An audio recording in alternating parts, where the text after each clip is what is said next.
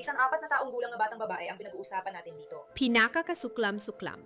Isang ina ang inakusahan ng pagkuha ng malaswang mga larawan ng kanyang 4 na taong gulang na anak na babae. Alam ko sa sarili ko na hindi ko sasaktan at tiyuin ng anak ko kahit sino. Naniniwala ako sa'yo. Pero minsan nakakakuha ako ng litrato kapag nagugulat ako. Ang mismong ama ng batang babae ay nagkaroon ng nakakagulat na reaksyon sa nakakabahalang balita. Ang ibig ko lang sabihin, ang litrato ay hindi pornografya. John, nakita ko na ang litrato. Pornografiya iyon. At nang malaman niya na may mga paratang ng pakikipagtalik sa hayop, lalo pa niyang ipinilit ang paninindigan niya. Kilala ko siya. Hindi ko dapat husgahan si Ruth sa mga gusto niya. Kahit ano piliin mo, wala akong pakialam sa mga hilig niya. Interesado siya sa anak mong babae. Ito ang scandal mula sa Law and Crime. Ako si Sierra Gillespie.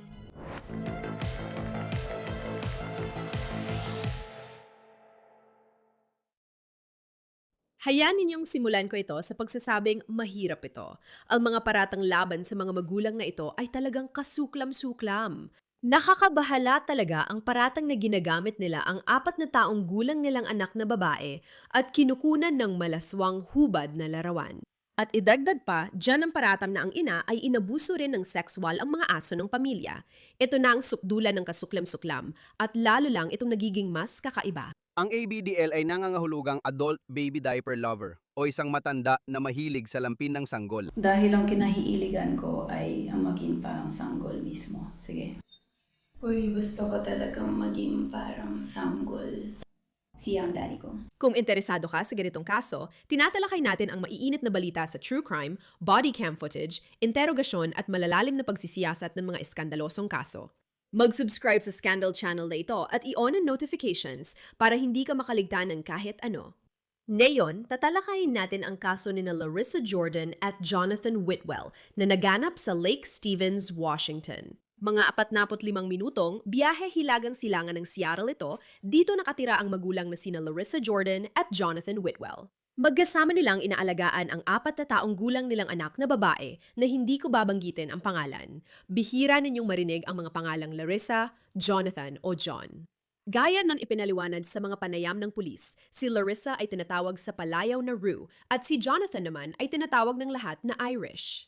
Kapag narinig nyo ang mga pangalan yon sa recording, alam nyo na kung sino ang tinutukoy ko.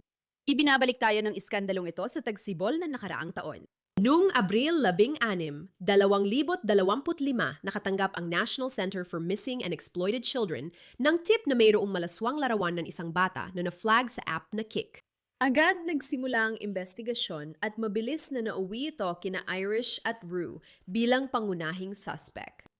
Inaresto sila, dinala sa kustodya at agad nagsalita. May sense ba yon? Asensya na po. Hinuli ako ng babae nito habang kukunin ko ang cheque sa benta. Wala kaming alam kung bakit. At may kapansanan sa pag-iisip ang fiancé ko. Kaya alam kong natatalanta siya ngayon. Ayokong maaresto siya. Pareho silang inabisuhan tungkol sa kanilang mga karapatan, pero sinasabi ni Irish na hindi niya talaga naiintindihan ang mga ito. Naiintindihan mo ba ang bawat isa sa mga karapatang ito na ipinaliwanag ko sa iyo? Talagang moral, sa tingin ko. May kapansanan ako kaya nahihirapan talaga akong umintindi. Hindi ako marunong magbasa. Parang hanggang 3 baitang lang ako. Sobrang hirap ko sa pagbabasa. At babalik ito mamaya. Ang ideya na si Irish ay hindi makaintindi ng mga bagay, pati na ang mga paratang sa kanyang fiancé. Pero habang nagpapaliwanag siya, may nabanggit siyang malaking pangalan na di mo inaasahan. Yung mga ganong bagay. Nakuha ko. Nasa special ed ako buong panahon. Nagtapos naman ako, pero nasa special ed ako buong pag-aaral ko. Dito ka ba natapos? Parang ganun ba? Sige. Nag-aaral ako kasama si Chris Pratt. Totoo ito, nag-aral talaga si Chris Pratt sa Lake Stevens High School sa Washington. Sabi ni Irish, kilala niya si Chris ng ilang taon. Oo nga, ang astig nun. Nakalimutan ko na dito pala siya nag-aaral. Magkaibigan ba kayo or kakilala lang? Alam mo na kung paano yan matapos ang high school. Dalawa lang ang nakakausap niya, pero hindi na siya nakikipag-usap sa kahit sino mula sa high school. Hindi ko ma-imagine. Pumunta siya sa reunion pero hindi ako kasi hindi ako nagtapos nung 97. Dapat kasabay ko siya. Pero nagtapos ako nung 98. Kaya mula sa sumunod na taon, 3 taon kami nagkasama sa paaralan. Ayos yan. Pinirmahan niya ang pekeng papel, nakasulat. Mapapanood mo ako sa isang pelikula balang araw. Talaga? Ilang pelikula pa pagkatapos. Asahan mo yon dahil lagi siyang kasali sa mga dula at pangtatanghal sa high school tuwing assembly. At parang likas na likas sa kanya. Parang gumawa siya ng training video para sa amin nung high school siya. Talaga? Hindi pumayag ang pulisya, kaya nagsisi sila ngayon. Oo, alam ko pa kung saan siya nagpunta at kung saan siya nakatira noon. Kakaunti lang ang nakakaalam kung saan siya nakatira noong high school. 2 kanto lang mula sa tinitirhan ko noong high school ako. Kaya madali lang. Oo, astig nun. Parang kutob ko ay ayaw talaga madawit ni Chris Pratt sa paratang laban sa dati niyang kaklase. Dahil sa parehong pagkakataon na tinutukso si Chris Pratt sa tagumpay niya, nabigyan si Irish ng masakit na katotohanan. Kaya ka namin pinatawag dito para kausapin ay dahil may natanggap kaming ulat tungkol sa ilang online na aktibidad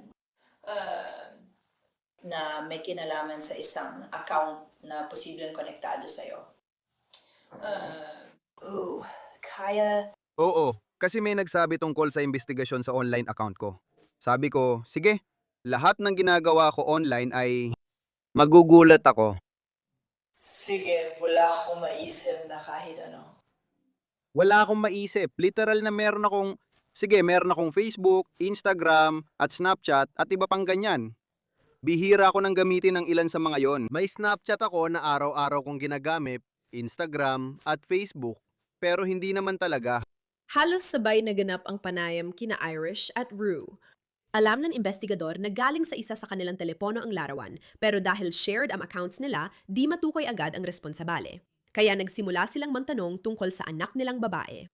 Talagang matalino siya. Hindi siya ganap na independent, pero oo, independent siya. Kasi palagi niyang sinusubukan gawin ang mga bagay ng mag-isa. Palagi rin siyang tumutulong sa ibang tao. Halimbawa, tinutulungan niya ang mga guru niya at kami rin. Gaya sa hapunan at kung ano-ano pa.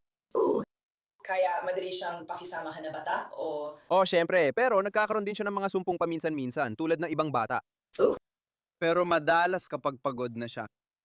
Oo, parang normal lang yan. O kapag bagong gising siya, minsan masungit siya.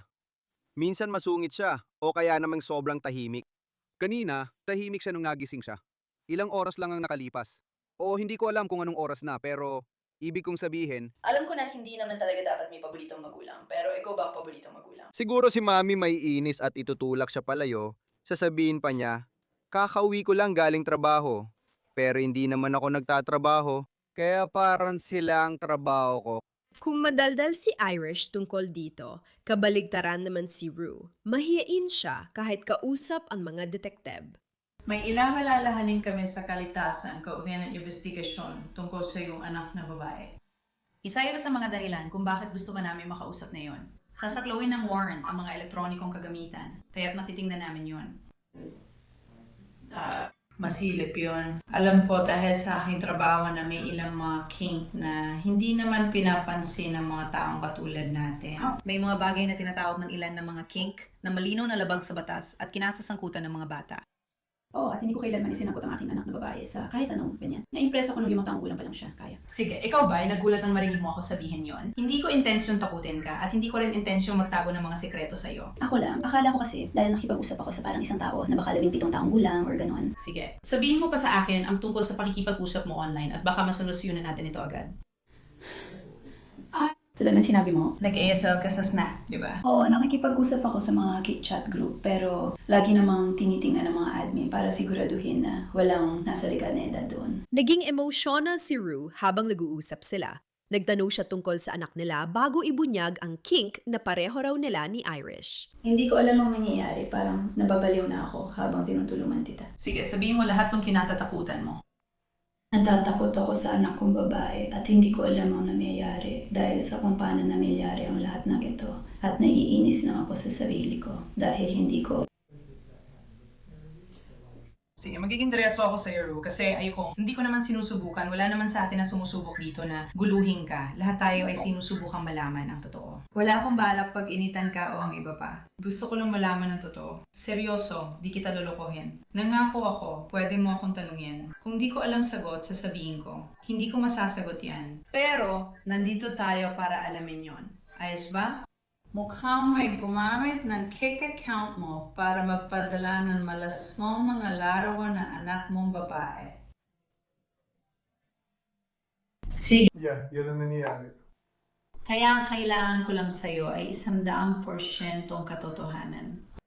Sige, dahil malinaw na seryoso yan, medyo siya ay Karamihan ng mga taong nakakausap ko ay may iba't ibang kink, lalo na sa mga komunidad at lugar na kinabibilangan namin. minsan nagkakasabay-sabay ito, di ba? Kung mahilig ka sa kinky na bagay, ayos na sa akin yun. Pero kapag nasisimula nung madamay ang mga bata, syempre, ibang usapan na yon at nagkakaroon na ng mas malalaking problema. Wala naman nandito para husgahan ang kahit anong klase ng kink. Kaya yung kink ko, nakakatakot siya para sa akin. Kasi kailangan ko talagang bantayan ang sarili ko palagi. Hindi ka pwedeng makisama, hindi mo pwedeng makita ganitong bagay. Dahil ang kink ko ay ang maling parang sambol ako mismo. Okay, so ginagawa mo yung tinatawag na age play. Anong klase ng age play para sa'yo?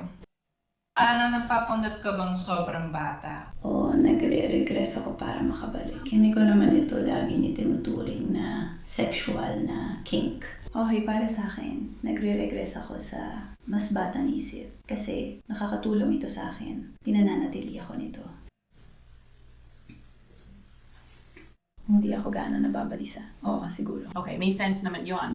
At tuwing suot ko na ang damit ko at mga gamit, parang kumakalma ako. Okay. Pero sa komunidad na kinabibilangan ko, talagang hindi mo dapat pinaghalo ang dalawang bagay na yun. Well, Karoon naman magkaiba ang age play at totoong mga bata. Minsan, dumalago ang linya para sa iba kapag naliligo ka ng landas. Nahihirapan ka ba sa age play? Tama ba na dapat mong paalalahanan ng sarili mo na huwag lumampas gaya ng sinabi mo? sa tingin ko, hindi mo ako naiintindihan. Sige. Kaya tayo nag-uusap. Tulungan mo akong maintindihan. Ganito kasi, hindi ko sinusubukang lumalim sa pag-iisip na hindi ko na kaya lumabas sa pag-iisip ng bata. Naintindihan ko. Sige. Gaano ka kabata kapag bumabalik ka sa pagkabata? Depende sa araw. Umahirap ang araw ko tulad na yung gabi. Parang mas bata ako. Pero ayos man. Karaniwan, parang teenager na nagko-computer, naglalaro at nagbabasa. At parang dinadala ka nun sa isang lugar ng kaginhawaan. Parang ganun ang dating. Oo, sobra. Sige. Marami sa kanila ay ganun din. Alam kong parang weird pakinggan dahil hindi naman ako makambal ng tao. Pangako, malamang hindi mo ako mabibigla. Nakakababa ng dignidad, parang bastos. Hindi naman yung hype ang tinutukoy ko. Yung laki ang tinutukoy ko. Sige. Isa na din ang mga kink na hindi ko ganong alam. Pwede mo bang ipaliwanag sa akin ng kaunti ang tungkol sa ABDL? Malinaw naman, parang mas matanda, mas bata, ipaliwanag mo yung pag-iisip ng teenager. May iba pa ba dito na hindi ko alam? Gusto ko lang talaga maging parang sanggol. Siya ang daddy ko. Kaya parang adulto siya lagi. Minsan nagsusuot siya ng diaper kasama ko. Parang mahilig talaga siya sa diaper. Sige. Pero, hindi maganda ang tulog niyan. Ayos lang yan, walang dapat ikahiya o ikabahala. Naririnig ko lang ito sa konteksto. Naiintindihan ko kung bakit ganun ang dating. Sexual ba yan para sa'yo? At minsan, nagtatali kami na naka-diaper. Pero, ayos lang naman yun. Sabi ko nga, wala namang nakatahiya. Naintindihan ko pa rin, di ko lang talaga alam, kaya nagtatanong ako. At sa yung edad niya, sabi mo minsan siya yung mas bata. Si Irish ay prangka rin tungkol dito. Sinasabi niyang siya ay nakikibahagi rin sa kink lifestyle at may ilang social media account na nakatuon dito. Interesado ako sa ABDL. Bagay yan ng tulad ng sabi ko, may problema ako sa pantog. Kaya naging fetish na rin ito kasama ng aking kondisyon. Hindi ako natatakot doon. May 1,700 tao na sumusunod sa akin. Kaya hindi talaga ako natakot. Nang nalaman ng pamilya ko, parang, ha? Ano ba yan? Kuwentuhan mo kami tungkol sa akin. Sobrang ABDL ako. Kaya halimbawa, kapag meron akong kunyari may mga issue ako sa pag-iisip, ang ibig sabihin ng ABDL ay Adult Baby Diaper Lover. Kaya parang napupunta ka sa tinatawag na little space. Parang sa isip mo, parang pakiramdam mo sobrang napapagod o nabibigatan ng otak mo. Halimbawa ngayon, pasensya na, hindi ko layunin bigyan kayo ng stress o pabigatin ng loob ninyo. Pero kapag may issue ka sa pag-iisip, minsan talagang yun lang talaga lagi mong iniisip. Malaking tulong ito sa isipan. Nagsimula talaga akong magsuot ng diaper dahil may problema ako sa pantog. Nagsimula akong magtagas ng ihi. Ayon kay Irish, naging close sila ni Rue dahil sa fetish na ito at posibleng kumita pa si Rue rito. Hindi naman ito tungkol sa, alam mo yon, kung nagsusuot ba talaga siya ng mga yon. Hindi naman yung kailangan. Hindi ko rin alam kung nagsusuot nga siya. Hindi ko alam kung kumita na siya mula rito. Hindi ko talaga alam. At kung meron man, siguradong sasabihin naman niya sa akin. Naintindihan ko. Gagamitin natin ang pera pambayad ng bayarin. Ooh! O bumili ng mga gamit. Uno ng mga iyon ang aparador namin. In mga diaper? Oo, talaga. May iba ka pa bang alam tungkol sa ABDL? Maraming klase ng mga bagay. Hindi lang diaper. May mga sirena at lahat ng maiisip mo. Interesante. Mga ganitong kataas na laruan. Alam mo yung tanga-tangang singsing na yon? Hindi ba pwedeng laruin to kung ganito kalaki? Ginagawa nilang ganito kataas. Gumagawa sila ng mga kuna na mas malaki pa nga kaysa sa kwartong ito. Meron kami noon sa sala namin. Meron kami nun. Sige. Mabibili mo sila sa Temu sa halagang mga $20 lang. Wow. Mabibili mo lahat sa Temu. Pero ang pagkakaroon ng consensual na kinky sex ay hindi kapareho ng pagkakaroon ng mga tahasang larawang sexual ng isang 4 na taong gulang na batang babae. Mabilis na itinuturo ito ng mga investigador. Ang kakayahang makilala kung halimbawa ito ay isang kink lang at nasa mundo lang tayo ng pantasya at nasa ganito pag-iisip na parang may partikular tayong edad. At kung may bata sa bahay, pwedeng maging magulo yon. Kaya karamihan ng gamit namin ay nakatago sa aparador. Sige. Nakikita ko kung paano mangyayari na hindi naman sinasadya. Pero parang nandyan naman linya na pwede mong tawirin, alam mo yun.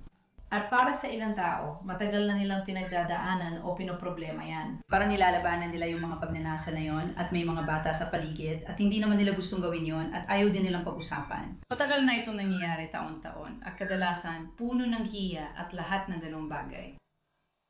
Hindi na bago yan sa ilan sa mga taong nakakausap namin sa ganitong trabaho. Nakaka-relate ka ba doon kahit paano? Hindi, sobra ko.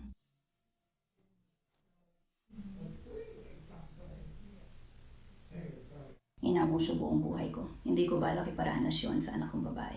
Uminasabi man ako tungkol doon. Palagi lang itong parang... Hindi ito totoo. Palaging wala alam yan. Inamin ni Rue na may mga hubad na larawan ng anak niya, pero may wastong dahilan siya para roon.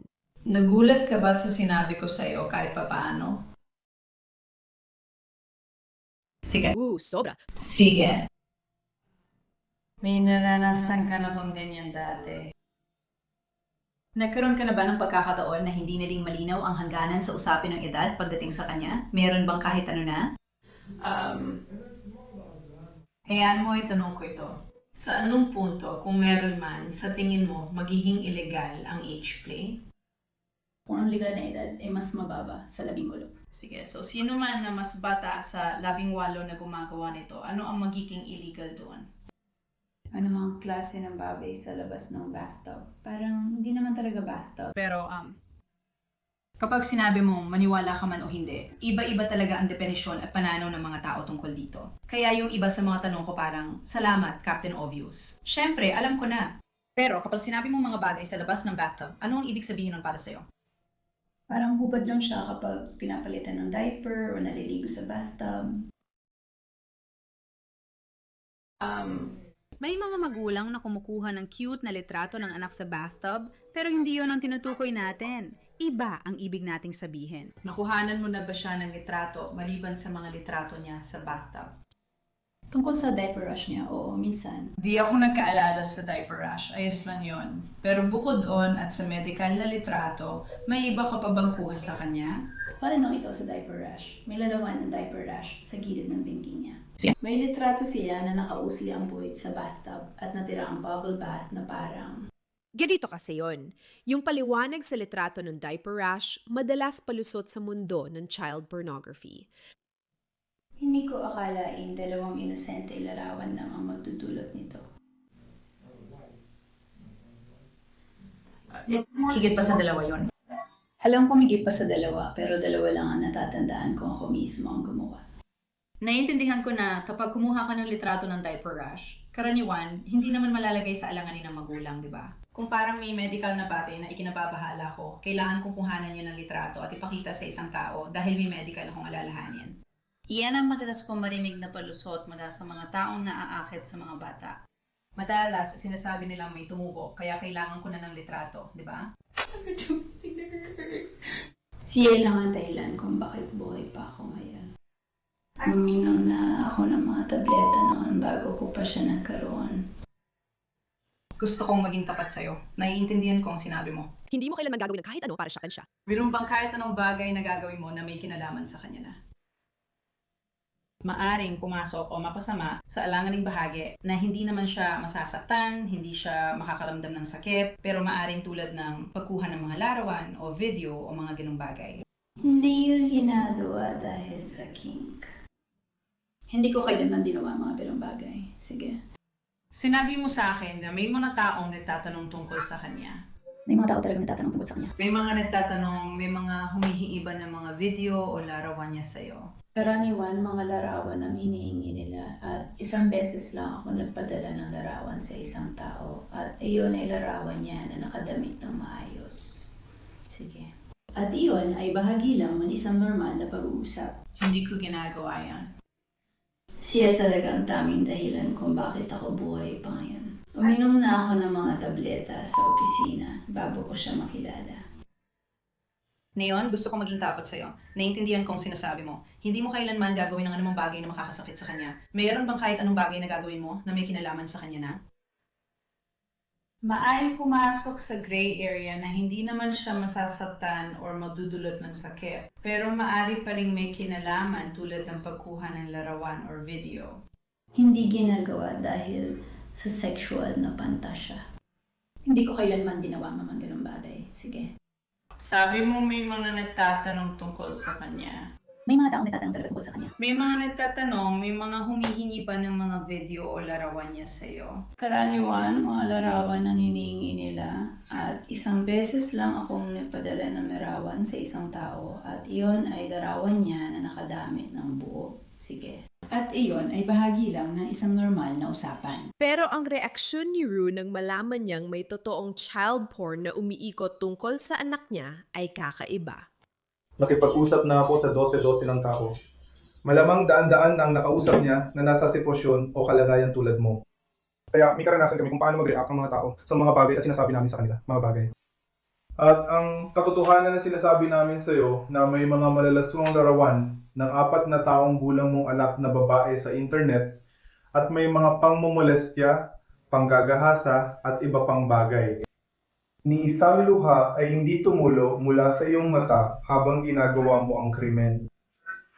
Hindi ganun yun. Lagi namin sinasabi sa mga magulang, "Oy, nandito ang mga larawan ng anak mong babae." Natutumba sila sa lupa, nagsusuka, umiiyak at nagdadalamhati. Normal na reaction ng tao yan. Kaya kakaiba lang, okay? Hindi ko sinasabi tama or mali ka. Isilang itong obserbasyon na napansin ko sa nakaraang 1.5 oras o kung gaano man tayo katagal nandito. Tama ba? Kakaiba talaga. May sense ba yun para sa'yo? Gets ko. Marami siyang sinabi habang umiiyak pero di na nagawa. Totoo bang luha o naiiyak lang? Lumapas ito ngayon. Ang dami ko nang iniyak. Isa pa, tayo rin ay umusal. Sige?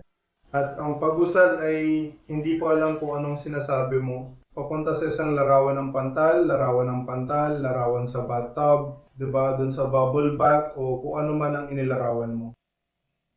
Ngayon, nakataas at nakabuka na ang mga binti niya para makuhanan ng larawan ng pantal. Tama, yun ang sinabi mo. Oo. Hindi mo naman yung tinanong sa una. Sinasabi ko lang. Tama, yun bang sinabi? Tapos may audio-video ng tunog niya habang gumagamit ng banyo na, oo, ayos lang naman yun. Wala akong anak pero sigurado akong ginagawa talaga ng mga magulang niyan. Nagpapadala sila ng ganoon tungkol sa mga anak nila. Nalampasan din natin yon at sa wakas, gumamit na rin sila ng banyo matapos na matagal, di ba? Ayos lang. Pero isang oras na nakalipas, ipinaliwalag namin sa'yo na nandito kami para sa mga larawan ng anak mong babae. Malaswa yon. At dapat mabilis mong naiisip ang mga bagay na to, di ba? Ikaw ang nanay niya. Ikaw ang kumukuha ng mga litrato. Alam mo lahat ng mga bagay na to. Kami, wala kaming alam tungkol dito. Kaya tayo nag-uusap. Sinusubukan mong intindihin lahat ng to, di ba? Sabi ni Rue, madalas siyang uminom at hindi niya lagi natatandaan ang nangyayari kapag nawalan siya ng malay. May mga tauhan ng forensic na kasalukuyang sumusuri sa lahat ng ito. Hindi ito tugma sa sinabi mo. Madalas ako nawawala ng malay dahil sa pag-inom. Kaya tapat kong sinasabi kung ano lang ang natatandaan ko. May nagawa akong hindi ko maalala. Hindi ako sigurado. Madalas akong lasing. Hindi sapat na dahilan yan. Alam ko hindi sapat ang dahilan na yan. Kung maayos ang palagayan ko, hindi ko gagawin yon. At tingin ko pati mamalasing, hindi rin nila gagawin. Pero kung sinasabi mong nangyayari talaga ito, sinabi ko na hindi kita lulukuhin. Ano nangyayari kapag totoong lasing ka? Wala akong maalala, parang may ibang taong kumakontrol sa akin. At ano ang itsura ng pag-take over na yan? Sabi nila, nagiging moody at agresibo ako. Nasabihan ka na ba na dominante ka? Oo, sa fiancé ko lang naman. Paano mo pinapakita ang pagiging dominante mo? Kadalasan, sa paraang sexual kay Irish. Sige, paliwanag mo nga sa akin kung pwede. Kadalasan, sa paraang sexual ito kay Irish. Minsan, may mga group chat ako kung saan ako ang nag-uutos doon. Para itong text-based group chat online kung saan ako ang nag-uutos at nagpapadala sila ng mga litrato nila. Alam ko na hindi ko masasaktan ang anak kong babae kahit lasing ako. Naniniwala ako sa'yo, pero ako. Ayoko kumuha ng mga litrato kapag lasing ako. Hindi naman ipinapakita sa mga larawan na nasasaktan siya. Gusto ko lang maging malinaw. Dahil paulit-ulit mong sinasabi sa akin na hindi mo siya sasaktan. At ang sinasabi ko, sa mga larawang ito, hindi naman mukhang may nananakit sa kanya. Kinukuhan lang nila na malapit ang larawan ng kanyang ari. Klarong, illegal ang mga larawang ito. Hindi ito malabo. Tama ba? Hindi kami naghanap pa din ng pasyente para kausapin ka kung hindi kami sigurado. O parang eksena lang yun sa bathtub. Kaya tulungan mo ako maintindihan kasi gusto ko talaga maintindihan para maibsan ang dinadala mo tungkol dito. Sa totoo, di ko maalala kung kinuha ko yung ibang litrato. Kung ako baka dinelete ko nung lasing ako. Kasi di ko na rin maalala. Wala talaga akong alam tungkol doon bago mo pa man nabanggit. Ang alam ko lang ay yung dalawang iyon. Sige. Pero parang hindi ka naman masyadong nagulat. Para kisa yun sa mga pwedeng mangyari kapag sobrang lasing ka, nawawala ng alaala. Oo, nakulong ako ng 2 beses dahil sa domestic violence. Dahil sa kalasingan. Sige. Kaya hindi na ako nagtataka. Sa kabilang silid ng panayam, si Irish ay may kakaiba ring reaksyon. Kaya parang isa kang mabuting ama. Parang naghahanap ka lang. Sa tingin mo ba may pagkakataon? May iniisip ka ba? Pakiramdam ko, papunta na tayo ron. At sa tingin ko, alam mo rin yon. May posibilidad ba na si Larissa ay nagpadala pa ng ibang mga larawan? O walang halong sex wall na tema? Mga litrato niya na kapapati. Sa banyo ay hindi sexual para sa akin. Kaya ang pagpapalit niya ng damit ay hindi rin sexual para sa akin. Sige.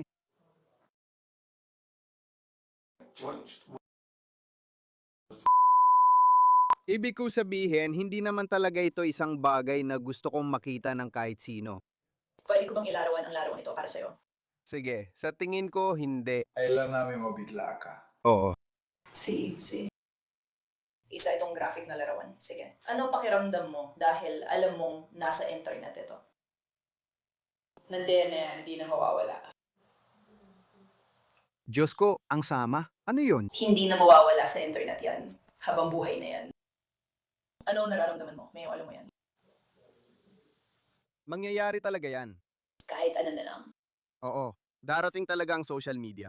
Who? Itinapon na natin yon nung naimbento ito. Oh, totoong may mga pornograpikong larawan ng mga bata. Yeah.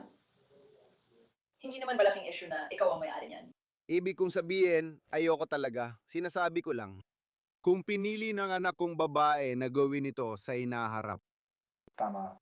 Hindi sumikat ang larawang ito. Alam ko, sinasabi ko lang na pakiramdam ko mangyayari rin ito balang araw dahil sa social media.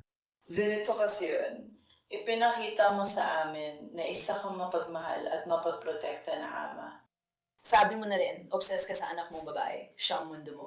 Matagal mo na siyang gustong magkaroon. At ngayon, sinasabi ko sa'yo na inaabuso siya ng sexual online. At parang hindi ka masyadong nagiting. Inaabusong sexual siya online. Pinagsasamantalahan siya ng sexual. Inaabuso siya sa kanilang bahay at ina-exploita siya online. At parang wala ka lang pakialam tungkol dito. Kaya may mga hindi pagkakatugma sa John na nakilala natin kanina at sa John na nakikita natin ngayon at yon. Alam ko naman ang totoong sinubukan ninyong gawin. Ano yon? Alam ko namang sinusubukan ninyong kunin siya at ilayo siya sa nanay niya.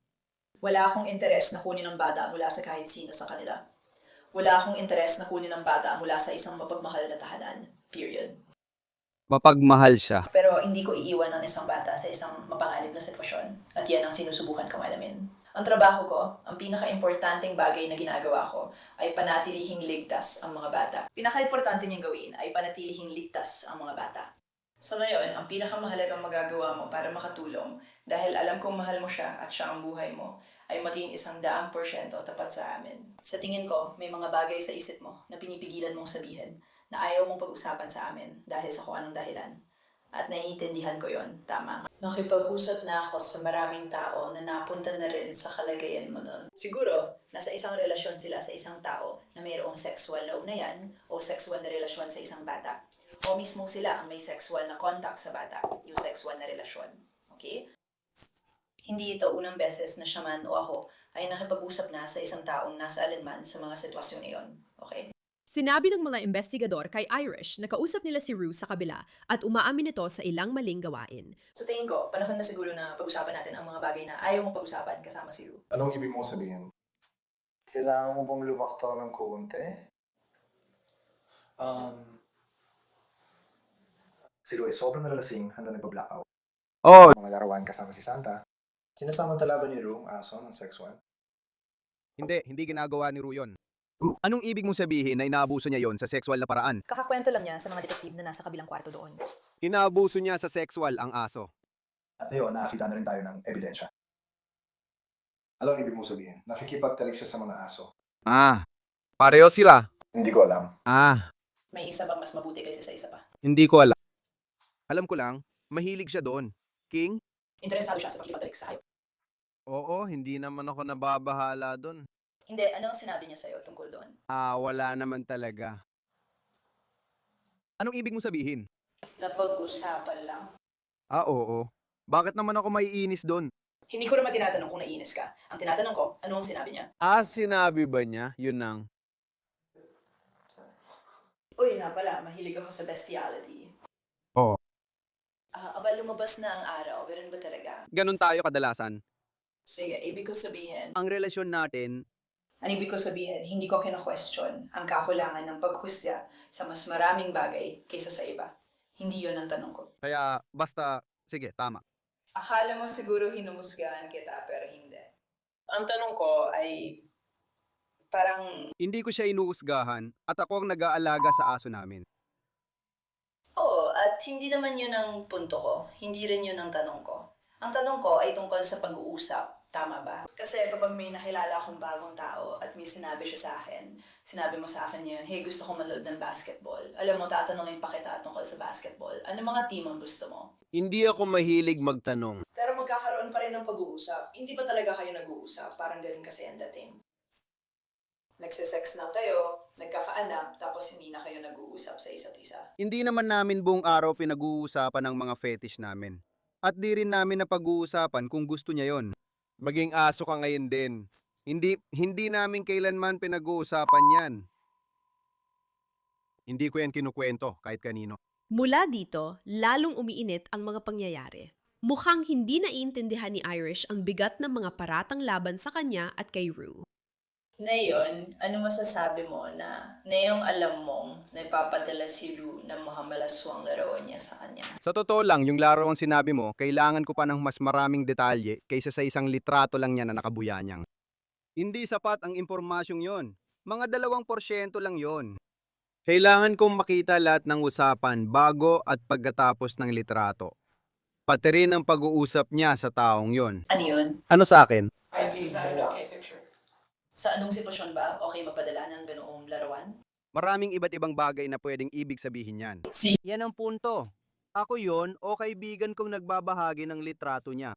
Kaya, ayos na magpadala ng malasong litrato ng anak mo, basta kaibigan pa rin. Para sa akin, hindi malaswa yun. Hindi malaswa para sa akin na nakahiga siya sa kama. Hindi yung nakahiga siya sa kanan. Larawan lang ulit yun ng ganun. Iba ito.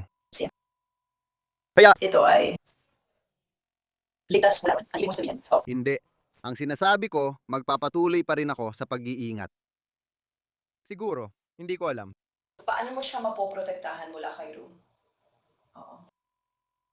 Kausapin si Ru para malaman ang sitwasyon. Ayon kay Irish, hindi niya alam ang konteksto ng mga larawang ito. May sasabihin ako ngayon, tutulungan kitang maintindihan ang konteksto. Oo. Kakakumpiso lang ni Ru sa sex wall. Pang-abuso. Anong ibig mong sabihin? Anong ibig kong sabihin? Kailangan ko pa ng dagdag. Hindi ko alam ang ibig sabihin ng sexual na pang-aabuso. May kapansanan siya. Kumukuha siya ng mga larawan sa kanyang ari para sa layunin ng sexual na kasiyahan. Ano ang ibig mo sabihin doon? Ibig mo sabihin yung sexual na kasiyahan. Ibig mo sabihin ipapadala niya ito sa ibang tao para sa sexual na pagpapalabis o para sa sarili niya. Mahalaga ba yun? Oo, kasi magkaibang konteksto niyan. Sige. Kaya kung siyang nalilibugan, mas okay ba yun? Or mas okay kung ibang tao ang nalilibugan? Oo. Mas maganda ba yon? Sa isip mo may larawan siya ng Kung siya ay nalilibugan doon, sarili niyang usapin yon. Hindi ko siya inuusgahan. ayos lang kung pinapanood niyang hubad na larawang siya ang kumuha at nagsasalida siya. Pero kung pinapadala niya ito sa iba at nagsasalida sila dahil dito, iba na yun. Oo. Oo nga. Sige. Matutulungan mo ba ako maintindihan yun?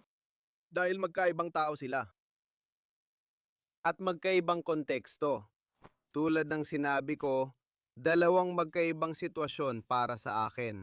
At heto na ang pinakamabigat na punto. Ibig sabihin okay lang sa'yo na sexual na abusuin ng magulang ang anak, basta hindi ibang tao. John, sa tingin ko, hindi pwedeng manatili siya sa pangangalaga mo. Hindi mo talaga siya kayang panatilihing ligtas. Bakit? Dahil sinasabi mo sa akin na yun na ayos lang na inaabuso ni Ru siya ng sexual. Ayos lang daw. Talagang sinabi mo lang na ayos lang na si Ru, kung si Ru ay nagsasalili dahil sa Ayos lang si Sarah. Sabi ko lang, magkaiba yon. Hindi, sabi mong ayos lang. Sinabi mong trip lang ngayon at wala namang malaking issue. Pero kung ipinapadala niya ito sa iba, doon ang nagkakaiba. Hindi ko siya pwedeng husgahan. Paano mo ito itatago? Alam niya, pero hindi mo alam. Hindi ko dapat husgahan si Ru batay sa mga hilig niya. O kahit ano pa sinabi mo, wala akong pakialam sa hilig niya. Interesado siya sa anak mo babae. Anak niya yon. Tutok ako sa anak ko, pero hindi sa paraang sexual. Sige, nakikita mo ba ang problema dito? Hindi. Ang problema ay, Parang hindi kaya ng otak ko. malaking problema yan. Alam kong kaya mo kung hindi mo yan nakikita. Ay hindi ko kaya. Dahil masasabi ko sa iyo ngayon. Hindi, ang sinasabi ko ay kaya kong ilayo siya kay Ru. Hindi yun ang ibig kong sabihin. Hindi mo kaya kung hindi mo siya maprotektahan. Hindi ko siya papayagan. Ayos lang kung may ilang taong aabusuin ng sexual ang anak mong babae. Pero ayos lang din kung ibang tao ang gagawa niyon. At ayos lang din kung ang nanay niya na kasama niya sa bahay ang gagawa niyon. Okay lang nakausapin siya tungkol sa sitwasyong ito. Bagong ebidensya ito. Kaya hindi ako makapagsalita tungkol sa kanya o sa isa pang tao. Magkaibang sitwasyon yun. Ayan kay Iris, dahil sa kanyang learning disability, hindi niya maintindihan ang tama at mali kahit ipinaliwanag na ng mga detektib. Literal, yun lang talagang tanging pagkakataon. Hindi si Devin ang umaabuso sa kanya. Si Ru ang umaabuso sa kanya. Hindi, ang sinasabi ko. Inaabuso siya ni Ru.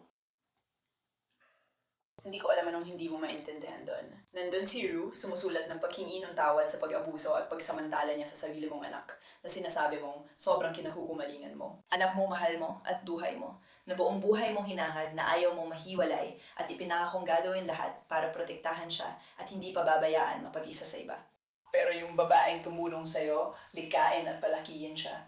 Isa sa 4 na nagpapalit ng diaper niya ay inaabuso siya sexual nag-eeksperimento at nagpapadala ng mga larawan ng puwerta niya kung kanita-nino online. Sabi ko na sa'yo dati, ang larawan na yon ay nandoon at hindi na mawawala.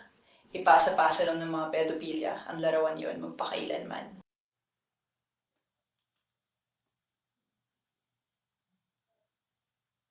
Ang reaction mo ngayon ang dahilan kaya alam kong hindi siya ligtas sa'yo. Pero iba na ako ngayon. Siguro ang gusto mong sabihin ay hindi ko kayang alagaan ang anak ko. Hindi ko lang sinusubukang ipahiwatig yun. Talagang sinasabi ko yun. Kaya akong alagaan ang anak kong babae. Mabuti na lang, dinala ng otoridad ang bata para sa kanyang kaligtasan. Inilagay sa pangangalagang proteksyon. Nasa pangangalaga na siya ng CPS at ilalagay siya sa isang ligtas na lugar. Sige, hindi siya uwi kasama mo. Hindi rin siya uwi kasama si Rue. Sige, hindi na mangyayari yon. Sige, di ko alam mo mangyayari. Wala na akong kinalaman doon. Masasabi ko na makakakuha ang CPS na kopya ng ulat at transcript ng panayam na ito kung hihingin nila. Nagtapos ang panayam sa paghingi ng tawad ni Rue at pag-amin na 2 lang ang kuha niyang litrato. Meron ka ba masasabi tungkol sa mga litrato na umiiral tungkol sa kanya? Diba yung mga ipinadala mo? Parang pag hiniiba yan ng tawad na gusto mong ibigay sa kanya o may iba ka pang gustong sabihin. Pasensya na, maninagamit ko lang ang mga inosente mong larawan. Sige. Dahil hindi ko naman sinasadya.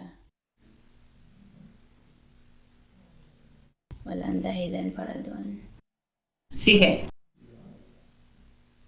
Tanggal lang talaga ako. Ginawa ko talaga yung 2 litrato at pinagsisisihan ko yun. Aminado ako na ang pahayag mo yon ay naalala mo lang yung 2 litrato. Sigurado ko yan ay black and white. Kinuha ko yung iba at binura. Sige. Oo, ibig ko sabihin, hindi ko pa tinimen. Base lang ako sa sinasabi sa akin, tama? Nagiging tapat tayong 2 dito, tama? Hindi ko pa nakita yon at hindi ko alam. Sinasabi sa akin ang ilan ay nabura at ang ilan ay hindi. Sige. Ganun ang lumalabas. Ganun ang ipinapakita ng ebidensya. Ganun. Ang sinasabi ko. Mukhang hindi lahat ng larawan inosente. Si Larissa Jordan at Jonathan Whitwell ay may maraming kaso. Si Jonathan o Irish ay nahaharap sa mga kasong isinampa ng Estado kabilang ang sexual na pang-aabuso sa bata, pamamahagi ng child pornography at pang-aabuso sa hayop na may sexual na motibo.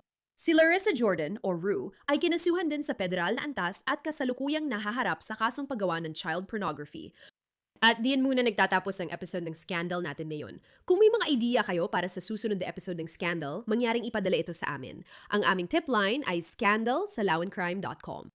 Kung gusto ninyong makipag-ugnayan sa akin sa social media tulad ng Instagram, hanapin lang ako sa CR Gillespie. Salamat sa panunood ng episode ng Scandal. Ako si Sierra Gillespie, ang inyong host. Hanggang sa muli.